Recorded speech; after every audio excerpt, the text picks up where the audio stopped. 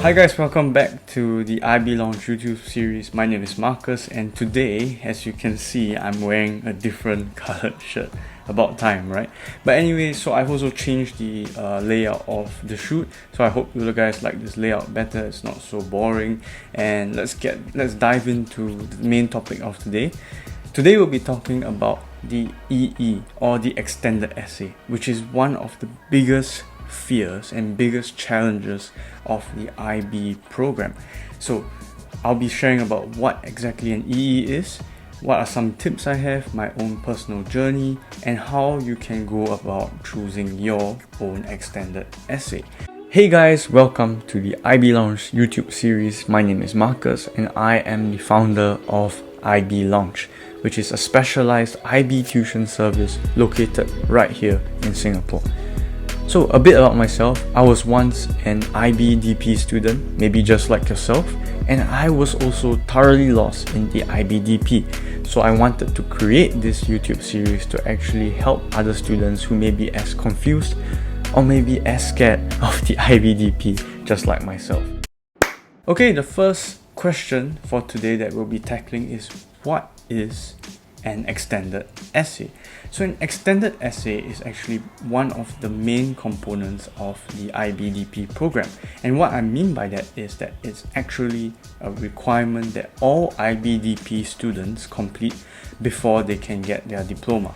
But what exactly is it? So basically what it is an sort of a research paper, a mini research paper that IBDP students have to do. And this research paper is confined to 4,000 words. There's no page limit if I can remember correctly, and it's really one of the hardest things to do or to complete during the IBDP. Another thing that you have to know about the extended essay is that it's actually supposed to be self-directed. What does this mean? So this means that you actually have to come up with the own research question. You have to basically do most of the research by yourself. You have to present most of the data by yourself, and you have to essentially do most of the research paper by yourself.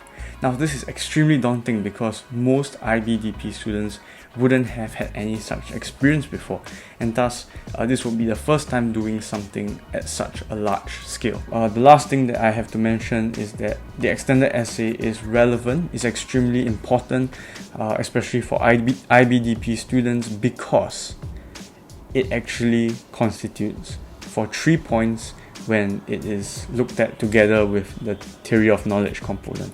So the theory of knowledge and the extended essay combined will give you the 3 extra points out of the 45 points.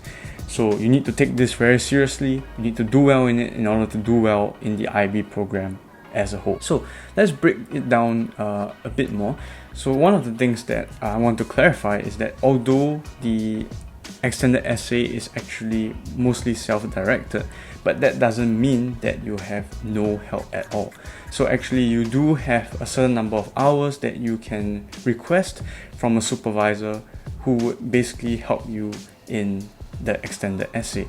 The supervisor can't basically help you do your essay, but he or she can provide pointers and can provide points of improvements for you to make your extended essay more professional and more complete. Okay, so what exactly can you do, or what kind of subject or topic can you do for your extended essay? Now, the IBO actually allows you to choose from any of your subjects that you're taking, but you can also do another thing called the World Studies. So what World Studies is basically a combination or a mixture of two or more topics that the IBDP offers. And that's actually quite interesting. I somewhat regret not doing that because it allows me to connect the dots between two of the subjects that I'm interested in. Okay, so what topic or what subject should you choose for your extended essay? Now, this is just my advice. It doesn't mean that my advice is the best, but this is my advice coming from a past IB student. And my advice would basically be to choose a subject that you are interested in. So I personally chose the subject of geography, and I chose something within geography that I really was interested in. And why I chose this or why I give this advice is because imagine doing a 4,000 word research paper that is of no interest to you at all. Now that's extremely painful, as I can imagine, and I don't think you would want to be spending day after day and week after week just doing something that you are not even really interested about.